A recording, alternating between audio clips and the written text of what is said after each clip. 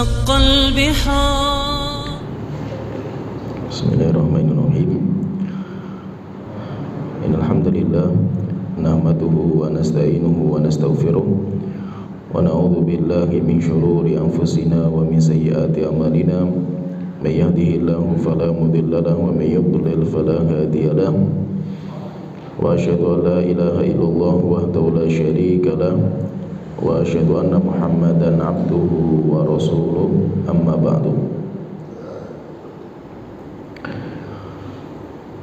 Kita melanjutkan pembahasan tafsir surat Yasin, dan kita akan masuk di ayat ke-68.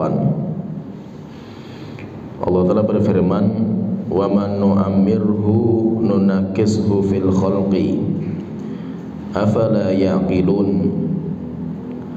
Siapa yang kami panjangkan umurnya, nunakkishu fil khalqi, akan kami balik penciptaannya. Afala yaqilun, kenapa mereka tidak berakal?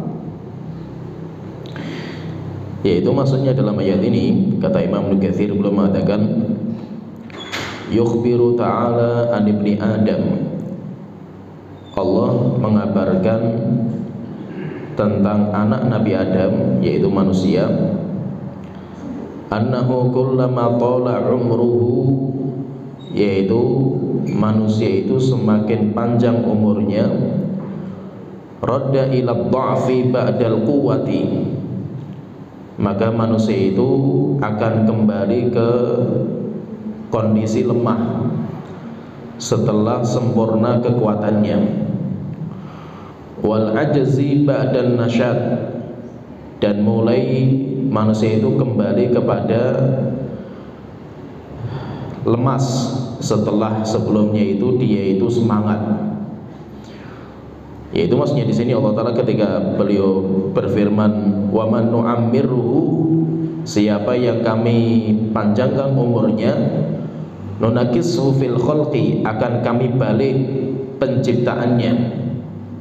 Yaitu kita dulu itu lemah, kita dilahirkan oleh ibu kita masih bayi, itu kita lemah. Kemudian terus kita semakin sempurna sampai puncak kesempurnaan umur 40 tahun. Puncak kedewasaan itu umur 40 tahun. Setelah itu nanti dari umur 40 tahun mulai turun lagi, nanti sampai posisi di mana kita itu kayak bayi lagi. Sehingga siapa yang umurnya dipanjangkan, maka kami balik lagi penciptaannya. Bukan berarti manusia itu terus mengarah ke puncak terus, semakin bertambah umur semakin tinggi. Tidak, puncaknya itu hanya umur 40 tahun. Itu puncaknya. Setelah itu kalau siapa yang dipanjangkan, maka akan turun.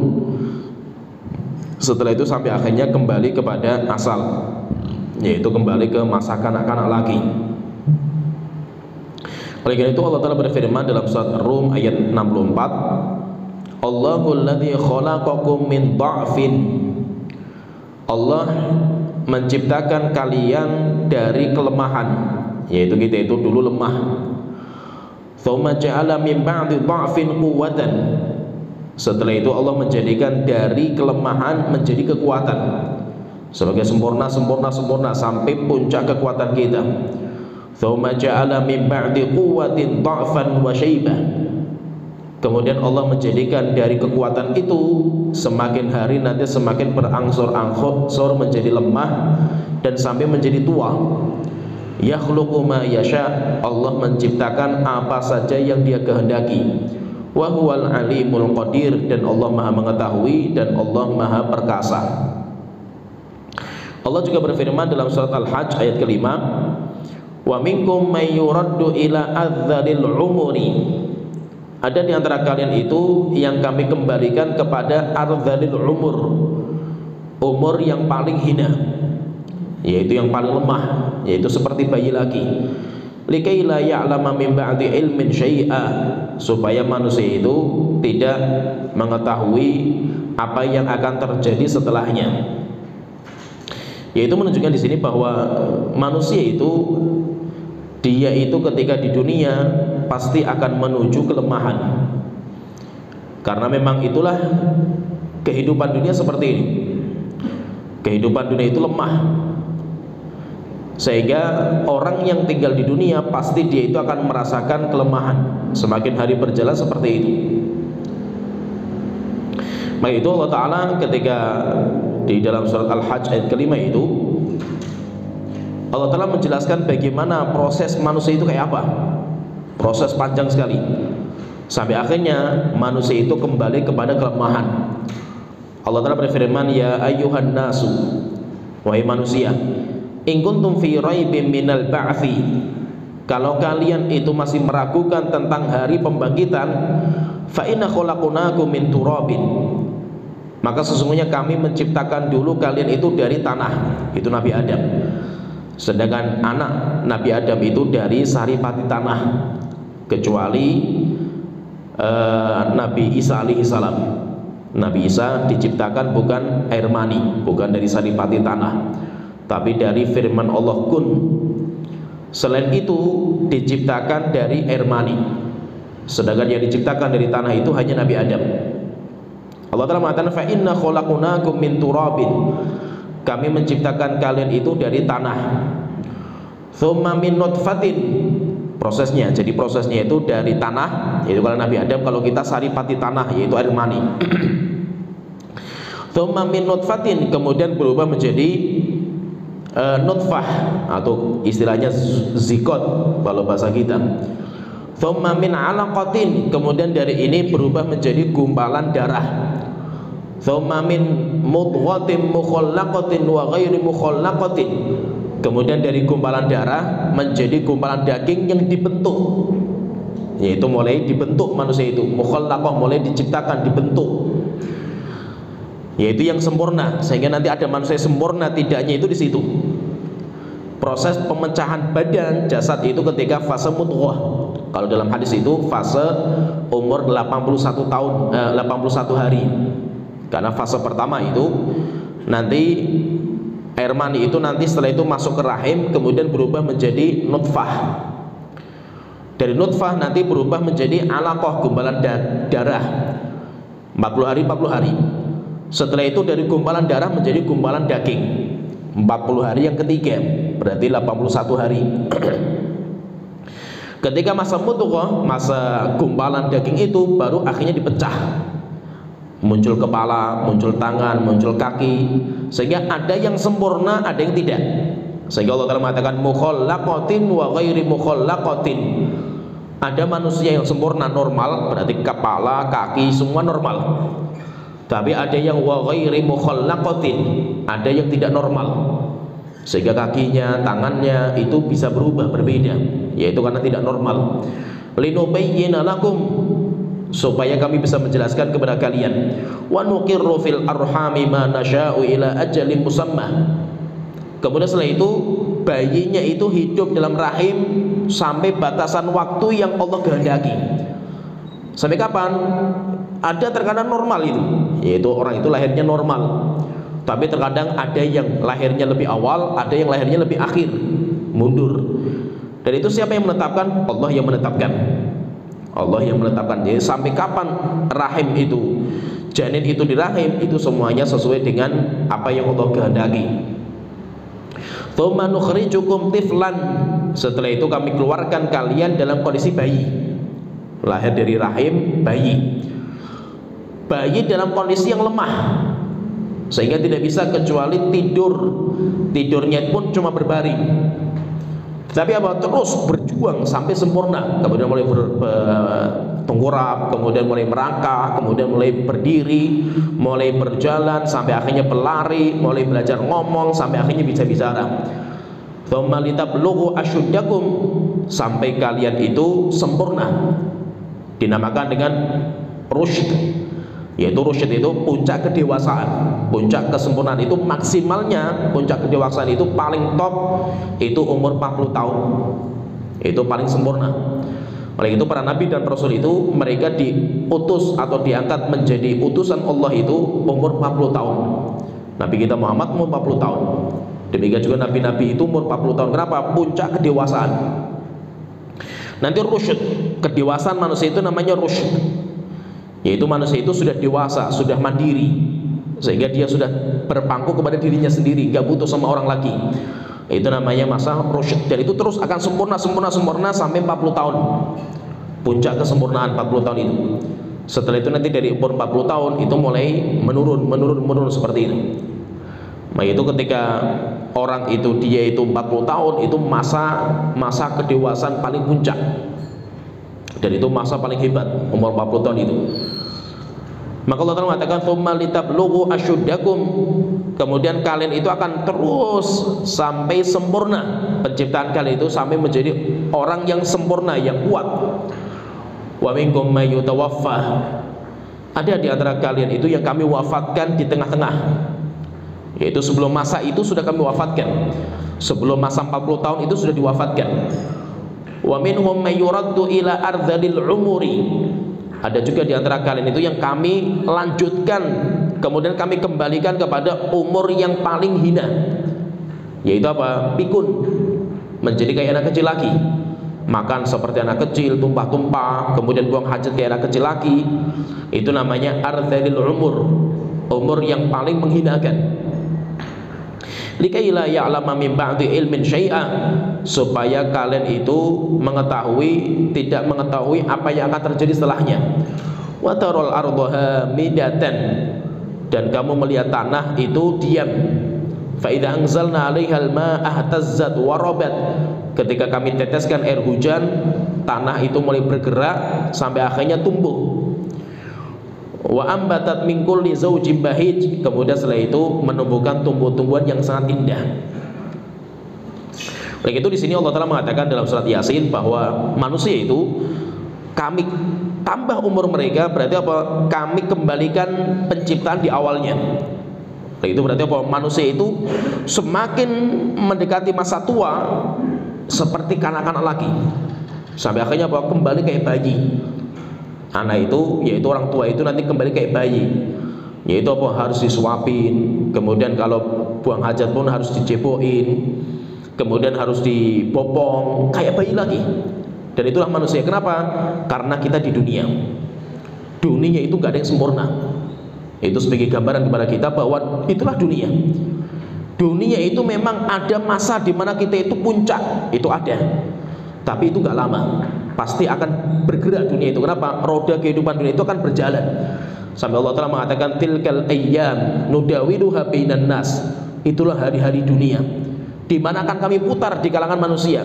Ada waktunya di mana kita masa muda, hebat kita ini, tapi setelah itu masa muda akan berangsur, akan hilang. Ada kala di mana kita itu bahagia, tapi kebahagiaan gak lama, akan berangsur juga. Setelah itu akan muncul kesedihan. Dan seperti itu, ekonomi kita lagi di jaya-jayanya itu, dan itu gak lama, kecuali pasti nanti kita akan turun juga.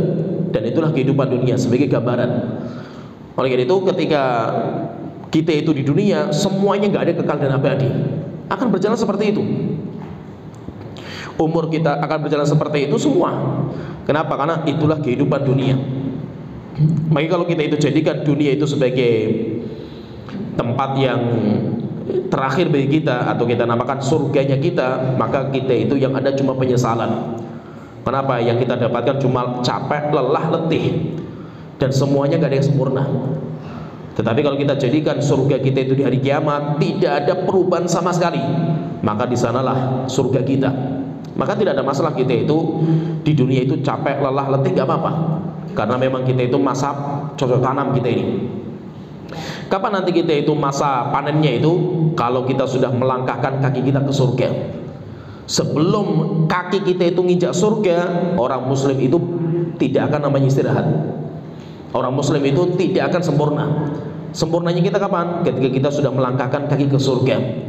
Oleh karena itu, orang kalau sudah masuk surga itu sudah selesai, perjalanan kita sudah selesai. Masa panen datang, yang ada cuma bahagia, yang ada cuma berfoya-foya, yang ada cuma menikmati. Tidak ada capek, tidak ada lelah, tidak ada letih, tidak akan ada perubahan. Berbeda dengan dunia. Dunia seperti ini. Sehingga kalau kita ingin lihat hakikat dunia seperti ini. Tidak ada yang kekal dan abadi. Tidak ada yang kekal dan abadi. Nggak ada makanan yang kekal abadi pun nggak ada. Allah ciptakan bakteri untuk mematikan atau membusukkan makanan, nggak ada yang abadi. Dikarenakan dulu orang-orang Bani Israil itu mengumpulkan makanan, dikumpulkan. Mereka berharap makanan itu bisa disimpan sampai mereka itu nantinya rupanya datangkan bakteri, dimatikan atau dibusukkan sama bakteri. Nggak ada lagi yang kekal dan abadi. Maka dunia itu seperti itu. Dunia itu walaupun kita itu sempurna sekarang, pasti dunia itu akan berjalan menuju kelemahan, dan itulah kita. Maka tidak ada yang perlu kita sombongkan. Kita sekarang misalkan masa-masa muda, di mana kita puncak kepemudaan kita itu sedang puncak-puncaknya itu. Kalau kita gunakan untuk syaitan, kita gunakan untuk dosa dan maksiat, pasti itu kan berakhir gitu. Setelah itu nanti kalau kita sudah tua, baru kita pengen ibadah, di mana kekuatan sudah nggak ada. Maka memang masa muda itu masa terbaik, dan Islam itu butuh mereka. Kejayaan Islam itu butuh mereka, butuh anak-anak muda. Bukan orang tua. Orang-orang tua itu mikir dirinya sendiri saja sudah berat mereka. Mereka butuh bantuan orang lain. Kapan masa di mana orang itu akan menjadi pemimpin? Dia akan menjadi panutan. Dia itu nanti akan menjadi orang yang hidup sendiri. Itu biasanya ketika sudah di puncak-puncaknya kedewasaan.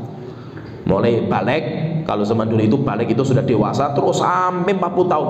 Itu masa-masa paling emas itu. Oleh itu Umar bin Khattab itu sampai kata Imam Az-Zuhri itu belum mengatakan, kalian jangan meremehkan anak-anak muda. Pernah nasihati orang-orang zaman itu, kalian jangan remehkan anak muda. Umar bin Khattab itu kalau punya masalah besar, ada permasalahan yang besar itu, beliau panggil anak-anak muda. Apalagi kalau sudah masalahnya itu berkaitan masalah peperangan, panggil anak-anak muda itu. Kenapa? Lihada qatisini, karena anak muda itu masih muda umur mereka. Sehingga apa? Mereka itu mikirnya itu bukan untuk dirinya, orang anak muda itu, tapi mereka itu akan memiliki mimpi-mimpi emas. Mereka itu akan memiliki mimpi-mimpi besar. Beda sama orang tua. Sehingga apa? Mimpi-mimpi besar itu anak-anak muda gitu. Nah itu kalau kita perhatikan, perjuangan Islam itu nggak bisa dilepaskan dari anak-anak muda sejak zaman dulu, sejak zaman para sahabat. Anak-anak muda yang paling banyak berperan, yang menghafal Quran, anak-anak muda, yang belajar ilmu agama, tafsir, dan anak-anak muda. Kemudian yang berjihad di jalan Allah Ta'ala, anak-anak muda. Walaupun orang-orang tua itu penting sebagai pembimbing mereka, tetapi yang akan membawa misi-misi besar itu anak-anak muda. Dan orang-orang kafir itu paham sekali masalah ini. Mereka sangat takut kalau seandainya anak-anak muda Islam itu bangkit. Kalau anak-anak muda bangkit, orang-orang kafir habis mereka. Sehingga bagaimana caranya itu? Caranya itu masa mudanya dirampas sama mereka. Akhirnya apa? Pendidikan yang paling terbaik merampas anak muda itu ya lewat pendidikan. Maka mereka nanti munculkan sebuah konsep pendidikan di mana konsep itu merampas anak muda untuk berkreasi lah. Mereka itu untuk berkarya, itu dirampas haknya itu. Sehingga aslinya itu anak sudah balik mungkin SMP kelas 3 mungkin sudah mulai balik mereka itu. Anak sudah balik itu sudah harus dewasa, sudah mandiri mereka itu. Bahkan kalau bisa itu mereka itu sudah membiayai diri sendiri dan orang lain, bahkan sudah siap membantu orang. Tapi di sekolah kita itu masih dinamakan anak-anak, belum boleh menikah, belum boleh kerja, belum boleh berkarya, belajar. Gak ada masalah, belajar boleh, gak apa-apa gitu, setinggi-tingginya itu. Tapi apa? Belajar sudah biaya sendiri, sudah mulai bekerja, sudah mulai dilepas sama orang tuanya, karena sudah balik gitu. Sampai kapan? Sampai nunggu SMA 3 tahun.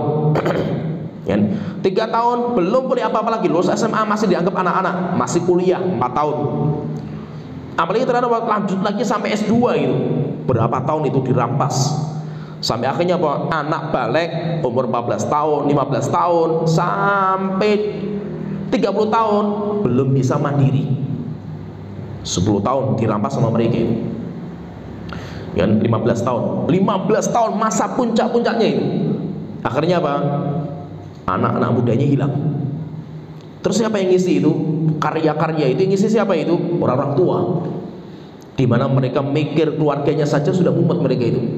Apalagi apa? Mereka mikirkan umat. Terlalu berat mereka itu mikirkan umat. Kenapa? Memang masanya bukan masanya mereka gitu. Mereka itu masanya untuk persiapan kematian mereka itu ibadah kepada Allah Ta'ala. Sedangkan yang membawa misi-misi besar umat Islam itu anak-anak muda. Oleh itu memang ini pendidikan ini memang pendidikan bahaya termasuk di negeri kita ini. Termasuk di negeri kita. Kenapa? Karena ini sebenarnya pendidikan budak. Pendidikan budak, sekolah budak. Di mana zaman itu ada dunia pabrik, yaitu waktu itu besar-besaran orang-orang kapitalis bikin pabrik, mereka harus menciptakan robot budak-budak untuk kerja di pabrik mereka lewat pendidikan, sehingga muncul namanya sekolah. Sekolah itu asalnya apa? Untuk mencetak budak-budak itu, pabrik-pabrik itu. Dulu penitipan anak, sekolah itu kayak penitipan anak. Tapi apa? Mereka butuh, mereka punya pabrik, harus ada robot yang dikerjakan, karyakan di situ itu. Makanya mereka caranya dengan cara bikin konsep pendidikan. Oleh itu kita lihatlah konsep pendidikan kita itu. Orang lulus sekolah itu mikirnya apa? Saya mau kerja apa? Saya mau daftar kerja di mana? Sehingga apa? Itulah gambaran orang-orang sekolah kita itu kayak gitu gitu. Karena memang sudah diprogram gitu. Sudah diprogram itu. Tidak bebas anak itu, tidak bisa menetapkan pendapat sendiri, nggak boleh gitu. Anak nggak boleh berkembang, tidak boleh dia itu hidup mandiri. Tapi apa? Kamu itu selesai kuliah, sekolah, ya kamu itu daftar kerjanya sudah ada gitu. Sehingga apa? Kalau jabatannya tinggi, bagus dia itu. Tapi menjadi petani itu aib sekali di negeri kita. Menjadi petani aib sekali itu. Padahal para sahabat banyak yang menjadi petani. Menjadi seorang pedagang itu aib sekali gitu. Apalagi sekarang sudah seperti itulah konsepnya itu. Sehingga apa? Siapa yang hebat itu, siapa yang kayak status sosial tinggi itu, kalau dia itu memiliki jabatan dalam kerjaan. Tapi kalau menjadi pedagang, menjadi petani itu kayak aib sekali di negeri kita itu. Nah, itu jadi masalah. Itu yang jadi masalah. Banyak para sahabat itu mereka itu bisa membawa misi-misi besar. Dan itu ketika masing-masing masa-masa muda mereka, tapi dirampas masa muda di zaman sekarang. Oleh itu, ayat ini menggambarkan kepada kita bahwa umur itu akan terus berjalan. Dan semakin hari memang ketika kita masih muda itu masa puncak-puncak kehebatan kita. Dan masa muda itu nikmat yang sangat mahal. Kita itu kalau masih muda itu nikmat itu mahal sekali. Dan itu nanti akan ditanyakan. Oleh itu diantara pertanyaan yang ditanyakan sama Allah nanti di hari kiamat itu, la tazalu qadama 'abdin yaumal qiyamah. Kaki seorang hamba enggak boleh bergeser di hari kiamat sampai dia itu akan ditanya dengan beberapa pertanyaan. Di antaranya itu wa an syababihi fi ma afnah. Orang itu akan ditanya tentang masa muda. Ditanya tentang masa muda, untuk apa dihabiskan? Kenapa? Masa muda itu masa emas. Kalau ini dihabiskan untuk syaitan, maka masa terbaik dia itu untuk neraka. Beda kalau seandainya anak muda menghabiskan untuk ibadah kepada Allah Ta'ala. Dan itu yang paling spesial. Oleh itu beda ibadahnya orang tua dengan ibadahnya anak muda itu sangat berbeda. Walaupun apa, kita sholat bareng, satu saf kita sholat ini, tapi pahalanya berbeda-beda. Kenapa kok bisa berbeda-beda? Anak-anak muda lebih tinggi pahalanya itu. Karena anak muda bisa menghabiskan umur mereka untuk ibadah mati-matian mereka. Syaitan godaannya kuat. Beda dengan orang tua. Orang tua itu kayak pintu dosa itu sudah tertutup. Maka itu orang tua berbuat dosa lebih besar dosanya daripada anak muda, walaupun sama dosanya. Kenapa? Karena sudah masanya. Masanya bukan untuk berbuat dosa orang tua itu. Oleh itu Rasulullah ketika menggambarkan tentang 7 golongan yang dinaungi sama Allah nanti di hari kiamat, tidak ada naungan kecuali naungan Allah Ta'ala itu, Rasulullah mengatakan sab'atun yudhilluhumullah fi dhillihi yawma la dhilla illa dhilluh. 7 golongan yang akan dinaungi oleh Allah Ta'ala di hari tidak ada naungan kecuali hanya naungan Allah Ta'ala. Di antaranya syabun nasya'a fi ibadatillah. Anak muda yang tumbuh, yang menghabiskan masa muda untuk ibadah kepada Allah Ta'ala. Kenapa kok anak muda itu? Kenapa bukan orang tua yang disinggung? Orang tua itu ibadah itu wajar. Memang masanya, sudah masanya dia untuk ibadah kepada Allah Ta'ala. Tapi kalau anak muda dia menghabiskan mudanya itu untuk ibadah, apalagi untuk membawa misi-misi besar Islam, itu yang luar biasa itu anak muda seperti ini. Nanti beda lagi dengan dosa. Dosanya orang tua, dosanya lebih berlipat-lipat daripada dosanya anak muda. Kenapa? Anak muda memang terbuka pintu dosa, syaitan gangguannya kuat sekali. Tapi orang tua sudah tertutup. Oleh itu diantara 3 golongan yang disebutkan sama Rasulullah itu, salatun, 3 golongan. Allah tidak akan melihat kepada mereka. Allah tidak akan ngobrol sama mereka. Allah tidak akan mensucikan dosa mereka. Dan Allah nanti akan menyediakan bagi mereka azab yang pedih. 3 golongan itu. Di antaranya itu 3 golongan itu syekhun zanin, orang tua yang berzina. Kenapa orang tua yang berzina? Kan sama-sama zina itu. Zinanya anak muda dengan zinanya orang tua itu berbeda, sama-sama dosa. Tapi tingkatan dosa itu berbeda. Kenapa? Karena pintu dosa bagi orang tua itu sudah tertutup. Kok masih dia buka gitu loh, walaupun susah payah dia buka, maka dosanya lebih tinggi daripada dosanya anak-anak muda. Oleh itu yang menjadi PR kita ini, PR kita itu bagaimana kita itu bisa membawa anak-anak muda kita itu untuk ke masjid, membawa anak-anak muda kita itu untuk memikirkan Islam. Kalau anak-anak mudanya itu tidur semua, anak-anak mudanya itu berfoya-foya, yang ramai di masjid cuma orang-orang tua, terlalu jauh sekali lah mimpi-mimpi Islam itu masih jauh. Namun kalau kita perhatikan anak-anak muda itu yang mengisi masjid itu anak-anak muda, maka tinggal kita tunggu sebentar lagi itu Islam akan jaya. Dan termasuk ini kelemahan di tempat kita ini. Saya dakwah itu keliling-keliling kemana-mana. Kita melihat, sering sekali kita saksikan itu, termasuk lemahnya Pekalongan, termasuk yang kota maupun yang kabupaten itu, lemahnya itu yang menjadi panitia itu hampir orang-orang tua semua. Anak-anak mudanya pada kemana itu? Sehingga apa? Sehingga saya sering itu yang ngadakan panitia kajian, dorong orang-orang tua semua itu. Mana anak-anak mudanya itu pada kemana gitu loh. Beda ketika saya ngisi keluar kota gitu loh. Yang menjadi panitia saya mahasiswa semua. Dan luar biasa totalitas mereka kalau sudah kerja itu. Kenapa? Mereka nggak punya tanggungan gitu. Tapi kalau kita mau totalitas, kita mikir istri. Mau totalitas anak kita sakit gitu. Totalitas apanya gitu? Ya kan? Ayo kita mau berdakwah untuk Allah Ta'ala gitu. Tiba-tiba anak kita sakit masuk rumah sakit gitu. Mikir duitnya untuk bayar rumah sakit saja mikir gitu itu. Bagaimana kita mau totalitas itu? Beda sama anak muda, mahasiswa, anak-anak sekolah SMA, mereka belum punya tanggungan, tapi mereka berjuang untuk Islam. Luar biasa mereka itu. Dan kita lihat seperti itu di Jogja, di beberapa tempat itu kebanyakan itu ya anak-anak muda yang menjadi penggerak dakwah itu anak-anak muda. Dan kalau itu sudah muncul, tinggal nunggu kejayaan Islam itu.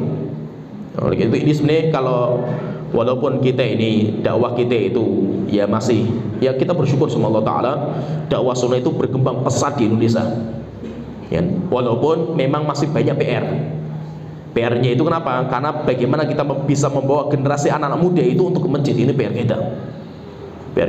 Kalau di negeri Timur Tengah itu sudah jadi budaya, dan susah kita bikin budaya seperti itu, susah. Budaya Timur Tengah itu, saya lihat di Yaman, bukan hanya di Yaman, di hampir semua Timur Tengah itu. Budaya sana itu nanti ada namanya musim liburan sekolah musim panjang, namanya musim panas, atau istilahnya kalau istilahnya itu namanya Saifiyah. Saifiyah itu liburnya sejak Ramadan sampai Idul Adha, 4 bulan sekolah libur. Ya, 4 bulan lumayan. Namanya liburan Saifiyah, liburan musim panas. Musim panas itu 4 bulan mereka libur. Jadi sekolah itu nggak masuk selama 4 bulan itu libur. Ramadan itu Syawal, kemudian itu sampai Dzulhijjah itu libur. Terus mereka kegiatan apa itu? Ini kalau saya lihat itu di Yaman ya. Saya juga punya teman-teman di Saudi dan yang lainnya itu saya tanya juga sama. Liburan sekolah itu nggak ada namanya kayak kita jalan-jalan, rela kemana, nggak ada. Kegiatan anak itu apa? Anak sekolah itu kegiatan semuanya di masjid. Pengganti sekolah. Sekolah sudah tinggalkan, setelah itu apa? Mereka semuanya di masjid. Di masjid nanti ada daurah. Banyak sekali daurah, tinggal orang itu ngikuti kemampuan dia. Ada daurah Al-Quran nanti macam-macam. Ada yang untuk bacaan, ada untuk hafalan, untuk 30 juz, cari sanad, ada semua. Kemudian kalau sudah kuat di Al-Quran, nanti ada hafalan Bukhari, Muslim, itu ada. Sampai saya itu, ini cerita saya sendiri ya. Saya di Yaman itu, saya itu pernah ikut daurahnya ini anak-anak sekolah. Itu waktu itu di Ma'rib ya, di tempat kita itu. Pertama daurah untuk menyelesaikan 30 juz, saya ikut karena di Indonesia sudah hafal. Ya udah kesana sekarang 30 juz sampai cari sanad. Ya kan? Setelah itu apa? Nanti ada daurah kalau sudah selesai 30 juz, sudah mungkin sudah setoran semua, disetorkan semuanya 30 juz, boleh ikut namanya daurah Sahih Bukhari Muslim. Waktu itu yang orang Indonesia yang ikut cuma 2 orang atau 3 orang lah itu waktu itu.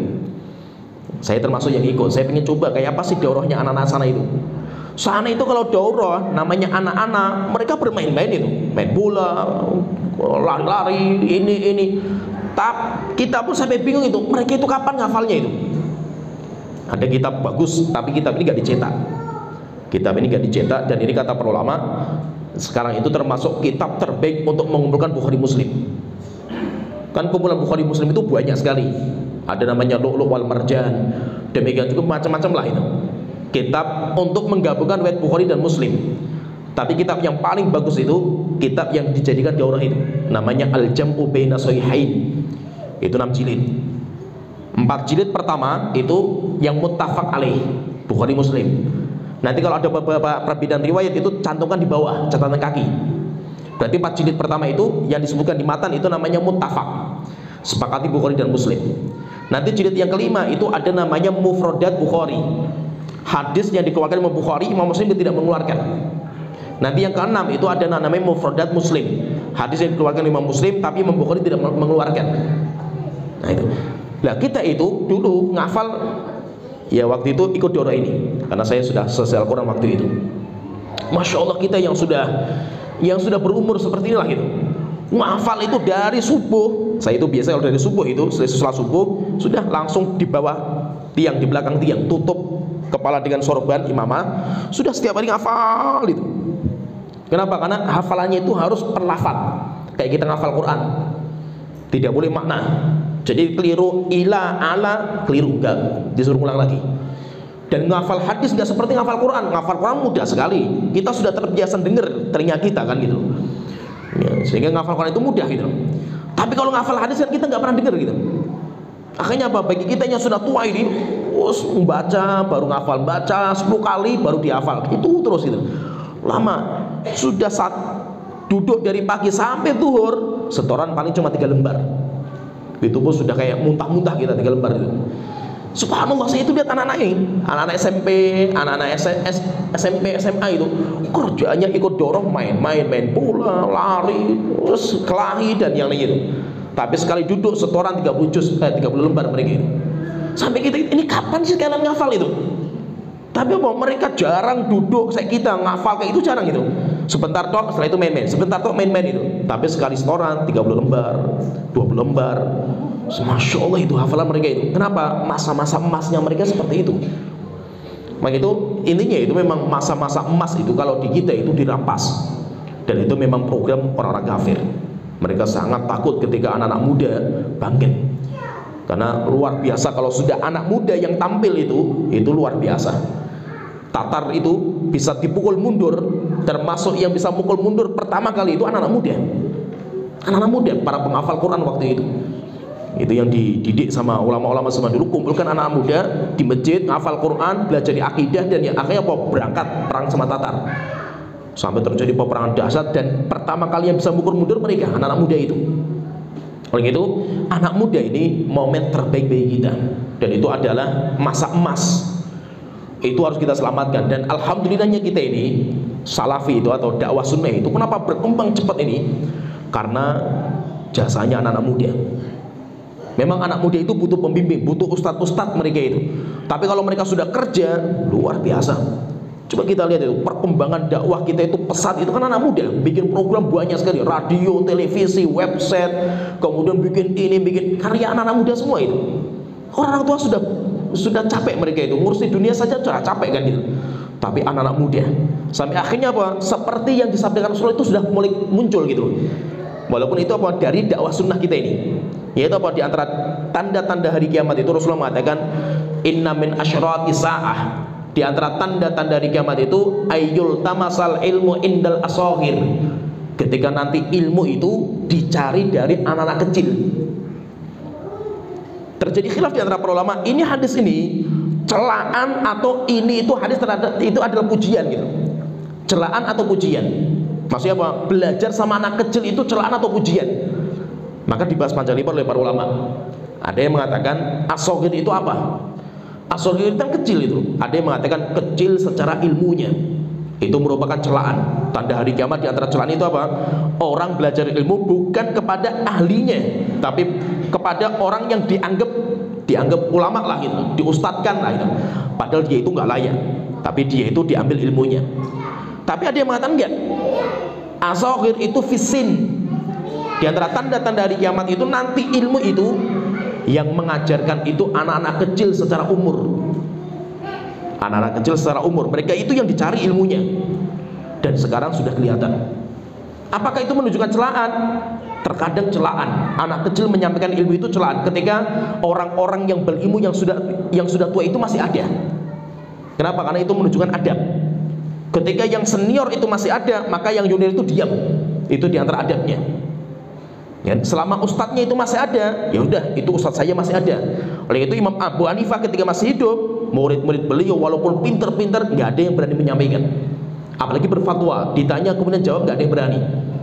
Pernah suatu ketika Muhammad bin Hasan Asy-Syaibani, orang cerdas Muhammad bin Hasan itu, dikompori sama teman-temannya, akhirnya bikin majelis sendiri. Abu Hanifah ngisi kajian, dia bikin majelis di belakang. Akhirnya Abu Hanifah ngomong, coba tanyakan sama syekh di sana itu, tanyakan pertanyaan ini. Kalau dia ngomong boleh, katakan keliru jawabannya. Kalau yang mengatakan nggak boleh, katakan keliru jawabannya. Kalau pengen tahu jawabannya, datang sini, suruh datang ke sini. Benar, datang ke sana, tanya, oh hukumnya boleh. Orang tanya, keliru saya jawaban kamu. Oh hukumnya nggak boleh, keliru. Terus jawabannya apa? Itu suruh datang ke sana. Hanya ketika melihat Abu Hanifah di sini, sini, belajar di sini. Maksudnya apa? Di antara adab ketika guru masih ada, murid itu diam.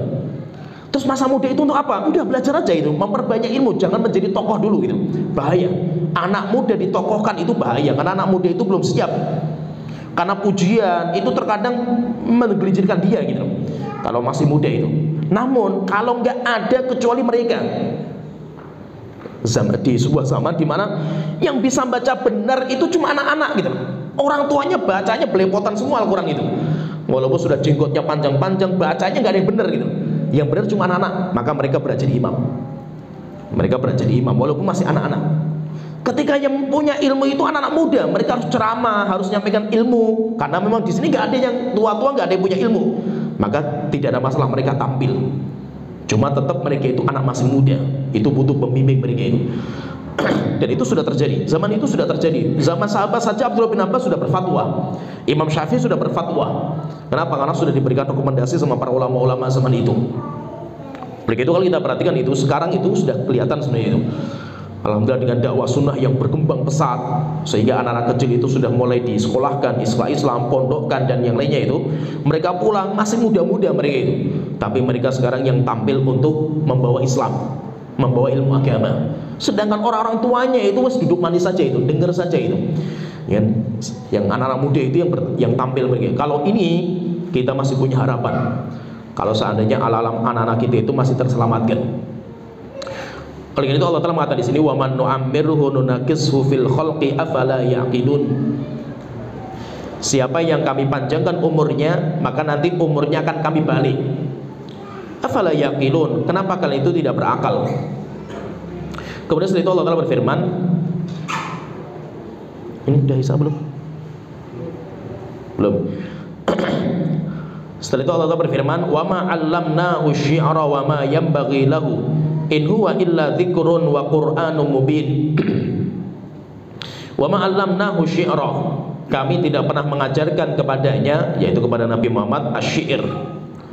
Wa ma yanbaghi lahu, dan syair itu enggak layak baginya, bagi Nabi Muhammad. In huwa illa dzikrun, tidaklah Al-Quran itu kecuali dzikr, peringatan. Wa qur'anun mubin, dan itu sebagai bacaan yang sangat jelas.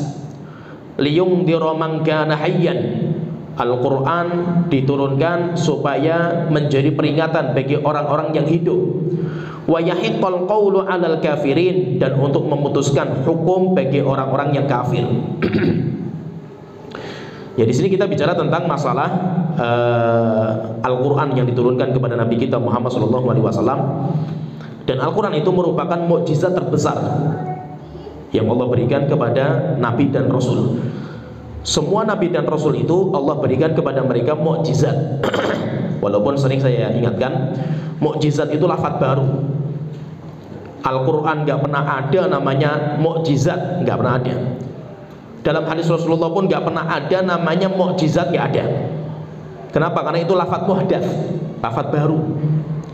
Yang ada itu namanya ayat. dinamakan sesuatu yang luar biasa yang diberikan kepada Nabi dan Rasul itu namanya ayat. Tapi ayat itu ada dua, ada ayat kauniyah, ada ayat syar'iyah.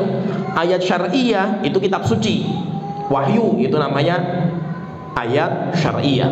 Sedangkan ayat kauniyah itu yang nanti sering dinamakan dengan lafaz namanya mukjizat.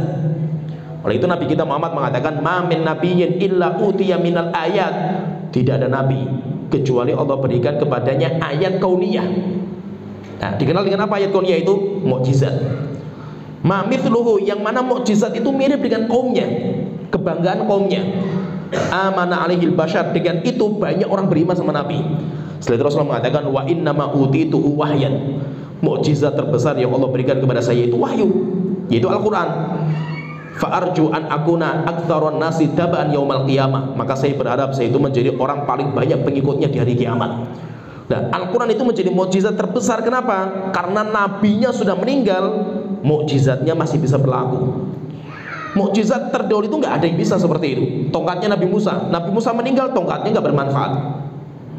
Demikian juga yang lainnya, yang bisa bermanfaat itu hanya Al-Quran. Nabinya sudah meninggal, tapi Al-Quran terus membongkar rahasia-rahasia yang indah di dalamnya itu. Maka banyak orang-orang itu beriman karena Al-Quran. Karena dia itu mempelajari Al-Quran, akhirnya banyak yang beriman, masuk Islam. Itu namanya mukjizat. Dan nanti semakin dekat dengan hari kiamat, banyak orang itu berbondong-bondong masuk Islam. Bahkan di antara tandanya hari kiamat itu nanti orang-orang Banil Asfar atau orang-orang Romawi, mereka itu nanti berbondong-bondong masuk Islam bisalam, tanpa peperangan. Kenapa? Karena mereka mempelajari Al-Quran. Karena mereka mempelajari Al-Quran, akhirnya nanti mereka itu berbondong-bondong masuk Islam tanpa peperangan. Menunjukkan akan hebatnya Al-Quran yang diberikan sama Rasulullah SAW. Allah telah berfirman, wa ma 'allamnahu syi'ra. Kami tidak pernah mengajarkan syair. Dan di sini dibahas oleh Allah tentang syair. Dan memang kehebatan Al-Quran itu ada pada susunan katanya, susunan kata. Kenapa? Karena memang orang-orang Arab zaman itu berbangga dengan bahasa. Maka tadi kita sebutkan, mukjizat itu biasanya mirip dengan kebanggaan kaumnya. Nabi Musa, kaumnya itu bangga dengan sihir. Maka mukjizat Nabi Musa itu mirip sihir, tapi bukan sihir, lebih di atasnya. Nabi Isa itu mukjizatnya pengobatan. Allah memberikan mukjizat kepada Nabi Isa melebihi pengobatan, tapi mirip. Demikian juga orang-orang Quraisy, mereka itu berbangga dengan bahasa yang indah, yaitu berlomba-lomba dengan bahasa-bahasa yang indah. Sehingga pada zaman itu muncul namanya syair-syair terbaik, dan itu ada lombanya. Pada zaman itu namanya mu'allaqat. Mu'allaqat itu syair-syair terbaik, itu nanti akan dicantumkan, ditempelkan di temboknya Ka'bah. Dan itu syair-syair terkenal. Zuhair bin Abi Salma itu syair-syair terbaik orang-orang Arab jahiliyah. Dan itu nanti yang terbaik ditempelkan. Dan karena mereka itu memang bahasa Arab itu bahasa yang indah, mereka itu melantunkan syair itu tanpa, istilahnya itu tanpa mikir gitu. Dinamakan dengan badahiyah. Badahiyah itu muncul dengan tiba-tiba. Kita mungkin kalau di kita itu kan ada di beberapa tempat itu yang pantun, kayak orang melantunkan pantun itu, kalau ahli-ahli itu kan nggak usah mikir gitu. Sehingga apa? Orang kalau nganten itu kan debat pantun dulu kan gitu, nggak usah mikir. Kenapa? Karena sudah kayak namanya itu badahiyah. Jadi kayak sudah kayak apa ya? Munculnya itu tiba-tiba, itu nggak usah mikir gitu. Itu namanya badahiyah. Nah, ulama-ulama kita itu karena memang mereka itu ahli syair. Syair itu budayanya mereka. Sehingga apa? Syair itu kayak kehidupan mereka gitu. Imam Ibnu Qayyim itu pernah, beliau itu didatangi sama orang. Ada orang datang kepada beliau tanya masalah akidah. Kemudian bercerita di tempatnya itu ada kelompok seperti ini.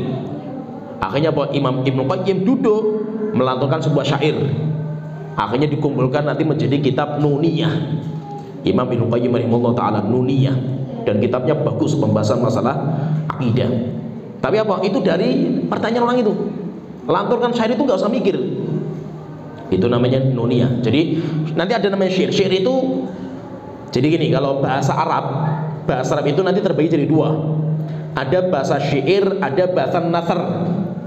Ini kalau kita belajar adab atau kita belajar balaghah nanti ketemu di sini. Ada namanya manzumah atau nazm, ada namanya nazm. Nazm itu bahasa yang disusun dengan bait-bait. Nah, itu namanya kita ya namanya syair. Kemudian kalau nasr itu bahasa biasa, yaitu bukan susunan syair, bahasa biasa. Nanti syair itu nanti setiap potongan-potongan itu namanya bait syair, bait gitu. Kumpulan bait ini namanya qasidah. Nah, kita kan pernah dengar namanya qasidahan kan gitu. Qasidahan itu apa? Sebenarnya kumpulan bait syair menjadi berapa kumpulan itu namanya qasidah. Kemudian nanti kitab yang mengumpulkan itu namanya diwan. Maka itu ada namanya kitab Diwan Imam Syafi'i.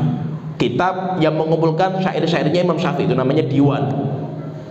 Nah, nanti kalau syair itu, kalau kita misalkan baca kitab diwan, ini maksudnya biar tergambar, ini namanya ilmu bahasa ini. Kita kalau baca kitab diwan itu misalkan diwannya Imam Syafi'i, syair-syairnya Imam Syafi'i dikumpulkan sama penulisnya itu. Namanya Diwan Imam Syafi'i. Itu nanti cara kamus bukanya itu pakainya itu qafiyah. Qafiyah itu huruf akhir. Qafiyah itu huruf akhir.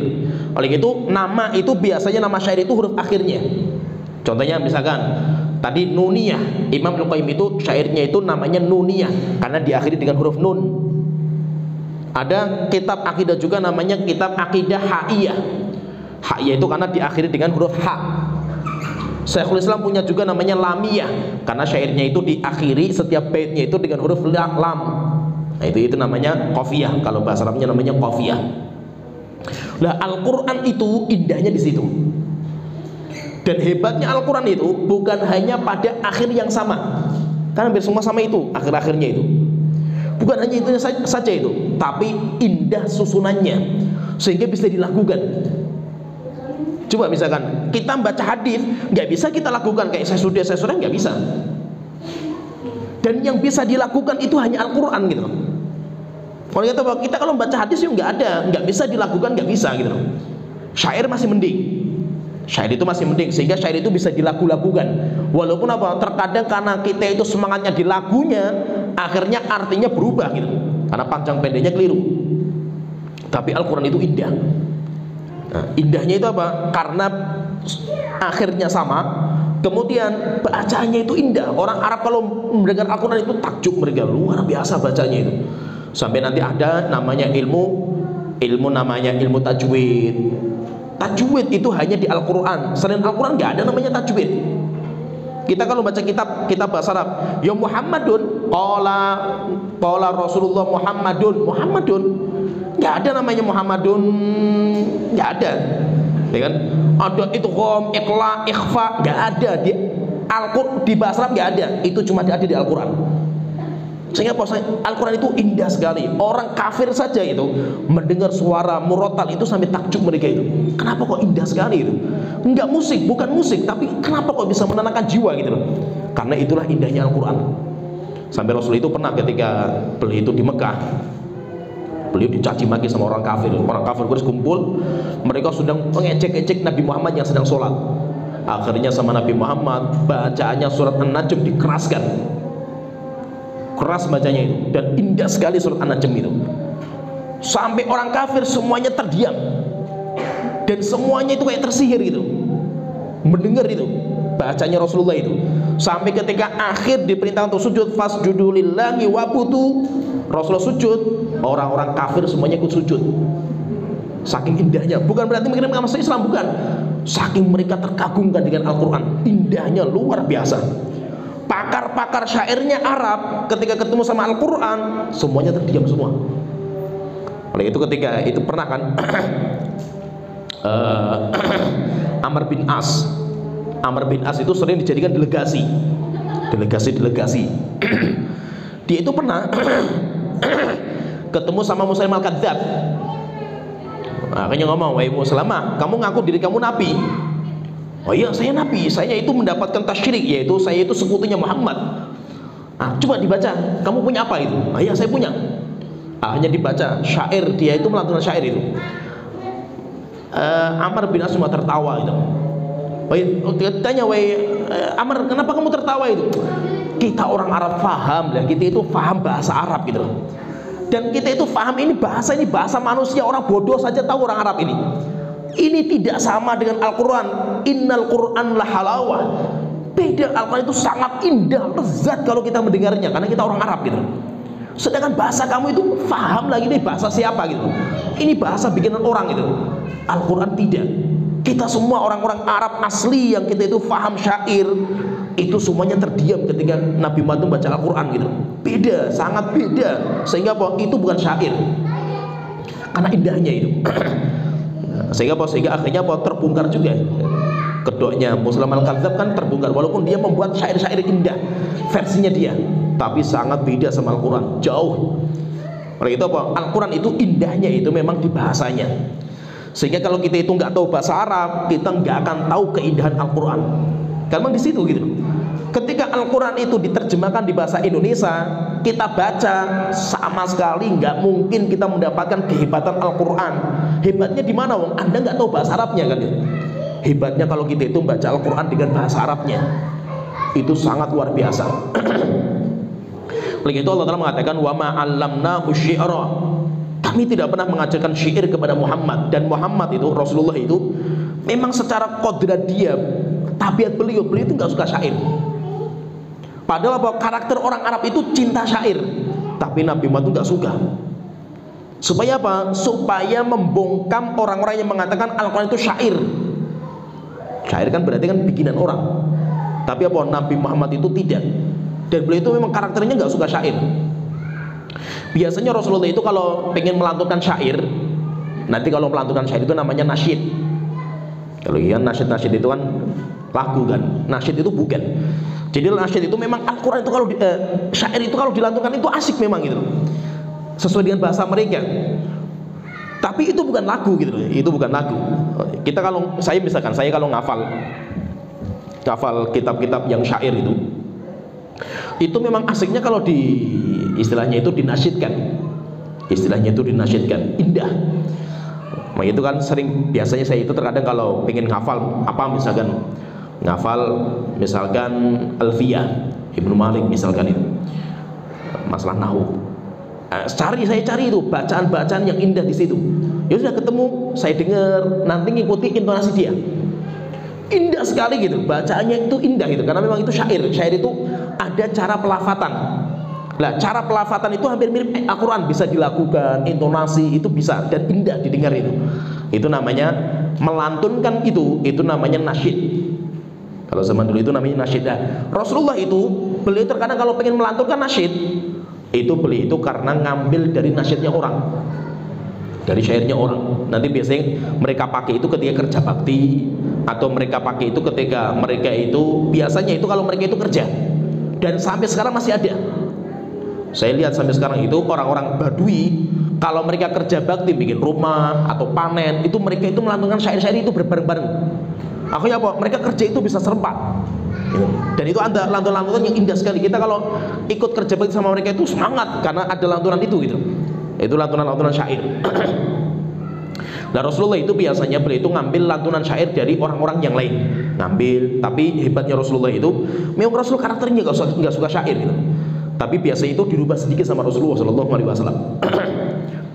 Maka ada beberapa riwayat dan ulama pun berbeda pendapat. Yaitu berbeda pendapat itu, apakah Nabi Muhammad itu pernah bikin syair enggak? Khilaf di antara para ulama. Ada yang mengatakan enggak, Rasulullah enggak pernah bikin syair. Ada yang mengatakan enggak, ada beberapa riwayat Rasul itu bikin. Tapi karakter Rasulullah itu Rasulullah enggak suka bikin. Karakternya Rasulullah itu biasanya ngambil dari syair-syair yang sudah ada. Kenapa? Karena Rasulullah itu punya tukang syair sendiri, terkenal dengan syairnya Rasulullah, tukang syair. Kalau syair itu tukang syairnya. Kalau syairnya itu namanya syair. Kalau bahasa syair itu syairnya. Cuma di kita kan keliru itu bahasanya. Syair itu orangnya. Tapi kalau bahasanya itu namanya syair. Nah gitu kan, ayo kita baca syair. Itu orangnya gitu loh. Syair itu orangnya baca kan gitu loh. Ya, jadi Rasul itu punya, ada zaman dulu itu ada sahabat namanya Syairun Nabi. Syairnya Rasulullah, yaitu tukang syairnya Rasulullah yang membela Islam mati-matian, namanya Hasan bin Thabit. Bahkan zaman dulu itu orang kalau sebelum berperang, ini sudah dua pasukan tempur sudah berhadapan, Muslim kafir. Mereka itu nanti sebelum memajukan satu orang namanya mubarozah istilahnya itu mereka itu lomba syair dulu. Syairnya Islam maju, Hasan bin Thabit mengeluarkan syair-syair pembelaan kepada Rasulullah, kepada Allah, ini neraka jahanam.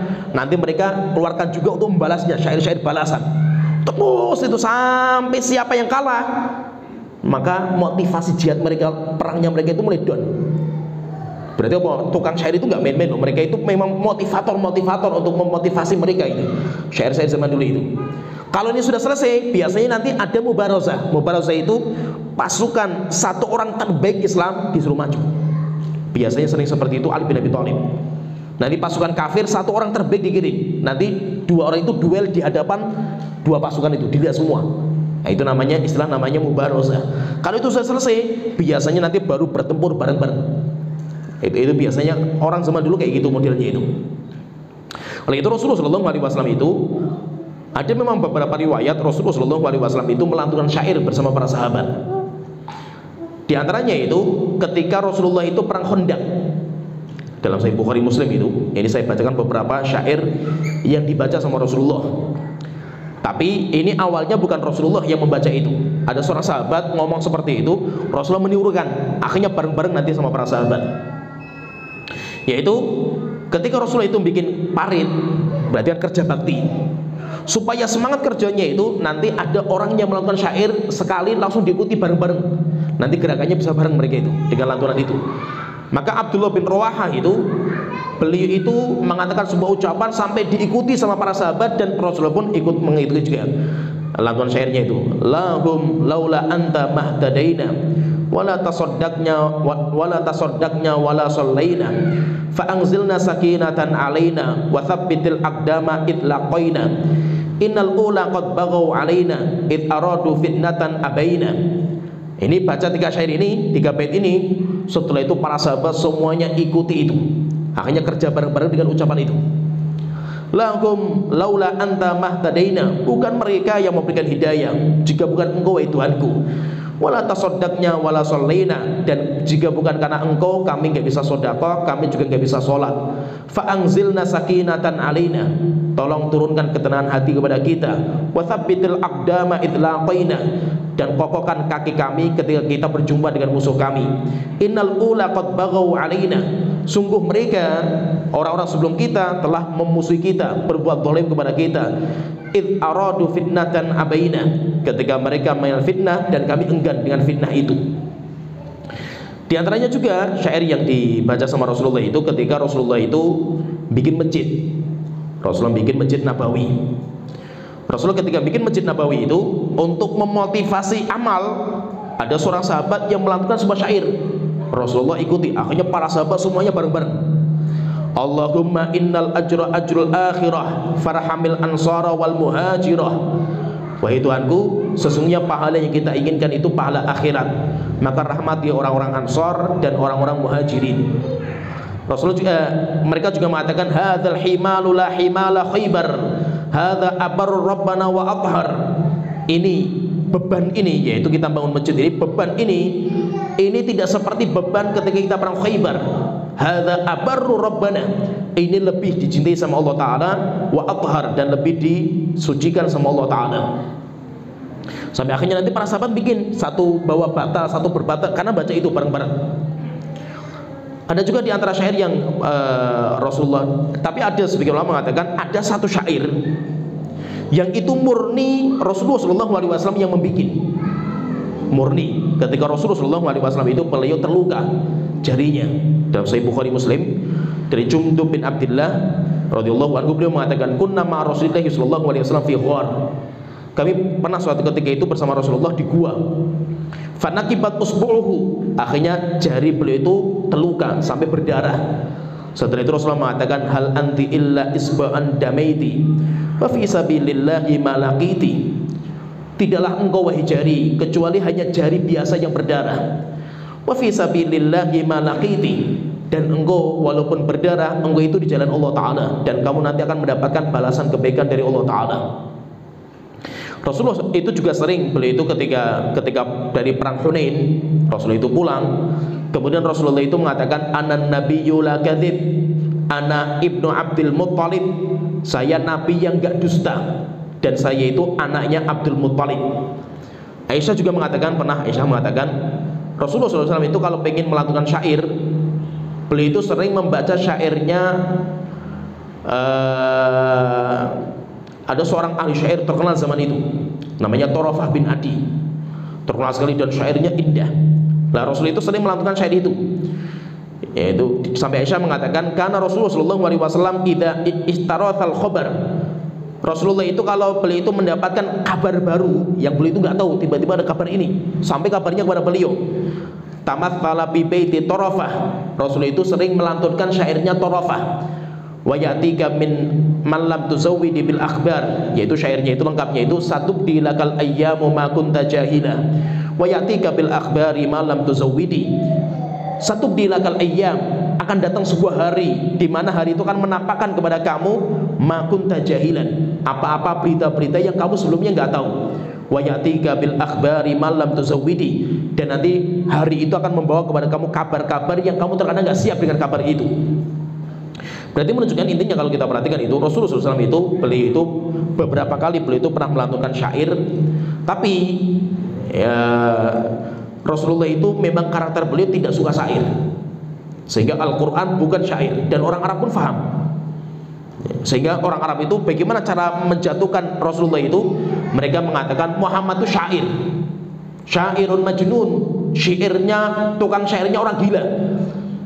Dan zaman itu ada orang-orang zaman dulu itu tukang syair, ahli tukang syair itu yang gila, ada yang gila wanita. Sampai ada terkenal itu yaitu orang Majnun Laila, orang gilanya Laila, ada perempuan wanita cantik namanya Laila. Sampai akhirnya apa? Gila karena kecantikan wanita itu. Setelah itu apa? Dia ahli syair, lantunan syair-syairnya indah-indah itu. Termasuk yang terkenal juga itu yang ahli syair itu, yang terkenal itu, sampai akhirnya ada syair yang itu sering sering dibaca di musola-musola itu, sering dibaca itu, Allahumma lastu lil firdausi ahla wala aqwa 'alan nari jahimi. Panjang itu nanti syairnya itu sering dibaca itu di mimbar-mimbar itu atau di masjid-masjid lah, puji-pujian seperti itu.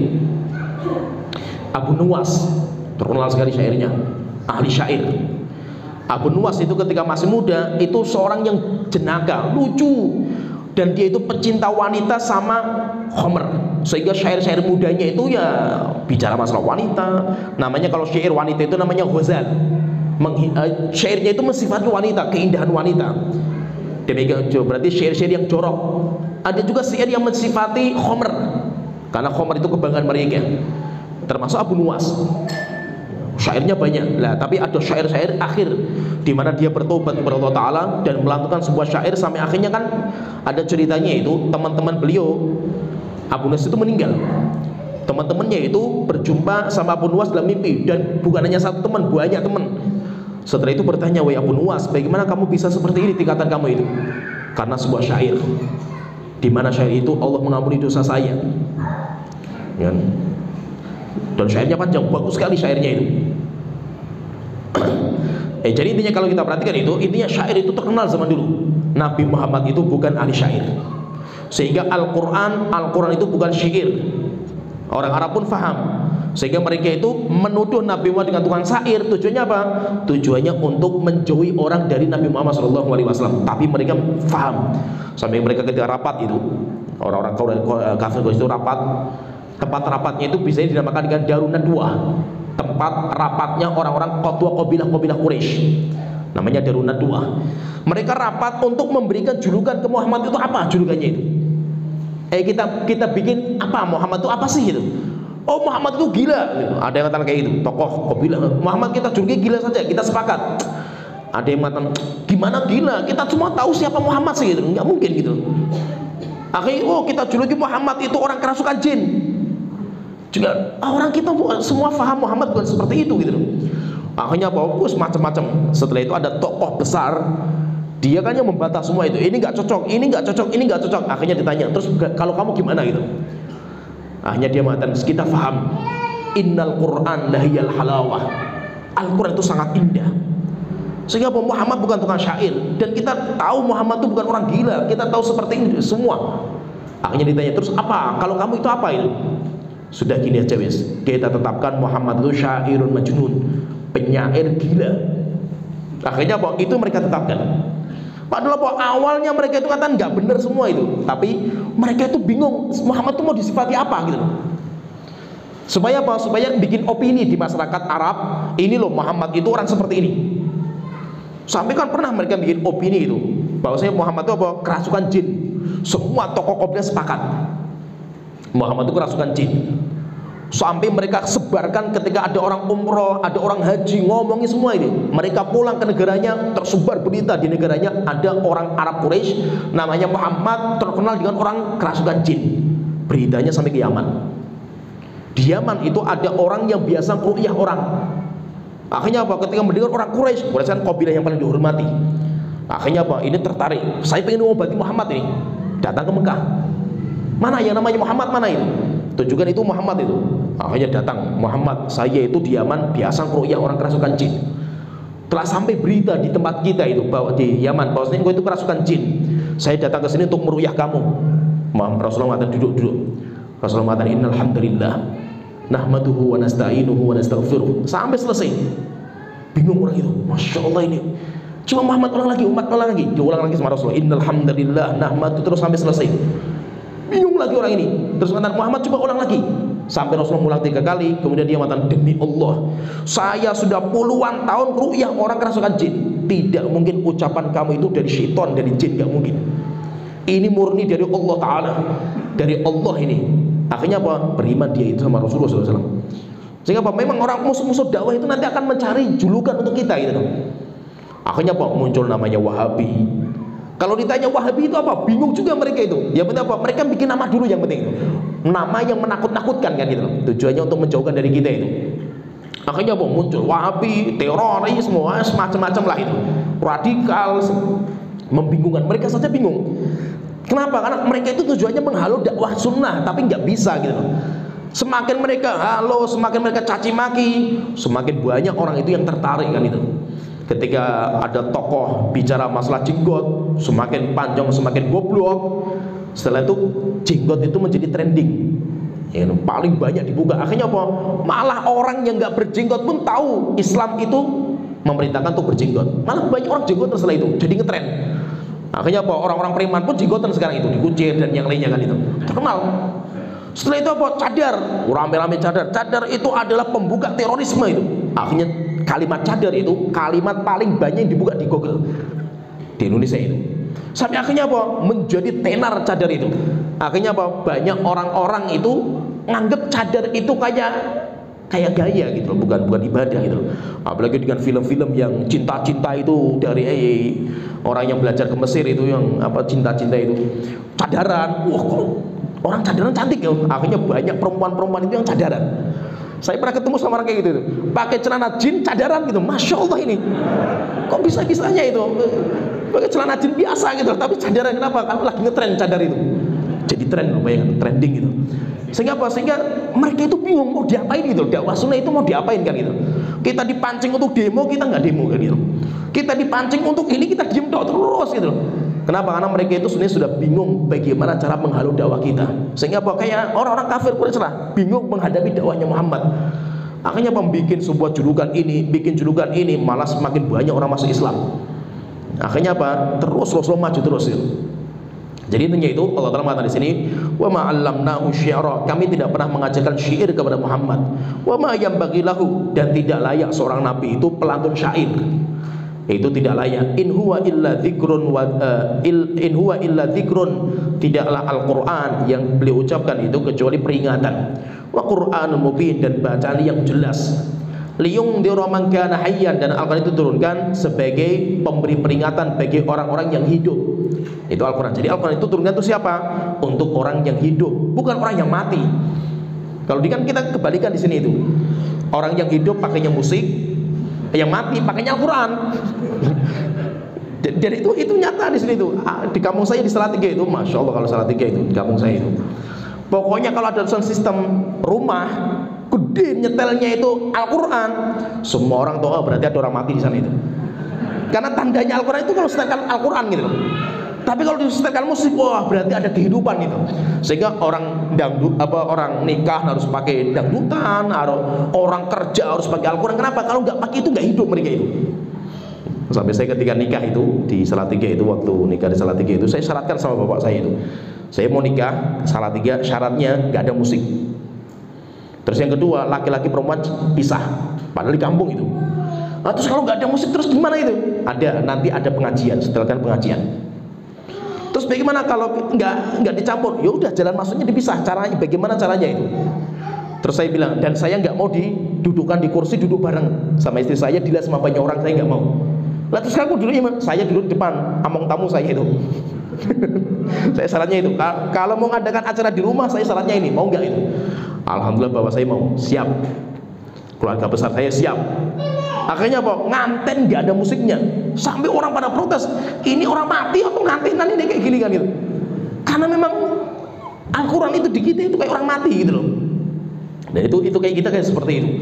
Sehingga apa? Sehingga kalau Al-Quran itu dinyalakan, wes tidur gitu. Karena memang Al-Quran itu mematikan orang gitu.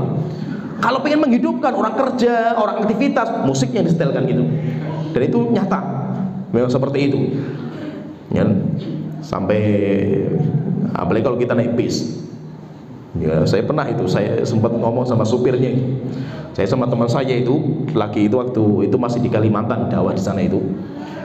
Ya, kita sama teman saya kan masih anak-anak muda, semangat-semangat gitu. Kemana-mana pakainya jubah sorban waktu itu, pulang dari Yaman kan. Naik bis mau dakwah, setel musiknya kenceng gitu. Ya udah kita datangi supirnya, Pak, ini kita mau nggak bisa tidur ini kalau nyala kenceng-kenceng kayak gini lagunya kan gitu. Nah, ini saya mau perjalanan panjang, saya kalau kayak gini nggak bisa tidur, saya di belakang kan gitu.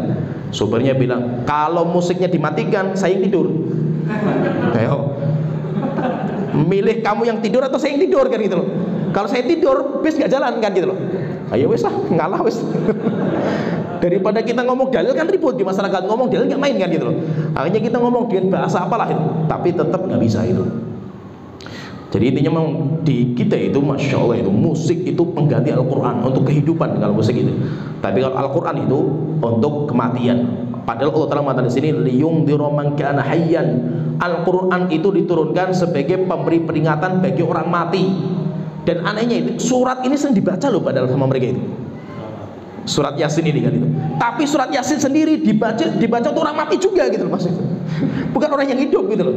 Sebagai peringatan bagi orang-orang yang hidup gitu. Padahal di ayatnya ada seperti ini. Liyungdhiru man kana hayyan, sebagai peringatan bagi orang-orang yang hidup.